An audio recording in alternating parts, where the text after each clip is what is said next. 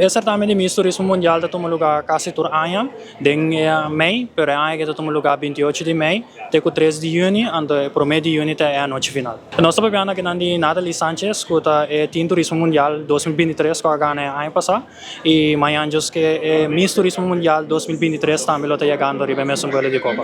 Nós estamos vendo aqui de 10 participantes, Peru, USA, Colômbia, Venezuela, Aruba também está participando, e mesmo tem 2 categorias também, e agora eu também tenho certamen aqui também. Eu estou no lugar na Eagle Aruba Resort, tem ballroom, promedio de junho, 17 horas da noite, porém a carta ainda está obtível por com 10 mensagens via a página de Miss Turismo Mundial, via de Instagram e plus Facebook, onde eu não contestar diretamente, onde eu passo para tomar carta. Fue una experiencia muy buena, pude participar de varios eventos, pude llevar a cabo mis proyectos y creo que llegar a Paraguay con la corona ya me dio un éxito.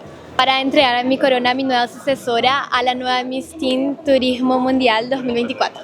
Pretendo seguir concursando en más certámenes, a un día llegar al Miss Universe. Tengo algunos años por delante, pero de poquito a poquito voy a llegar allá.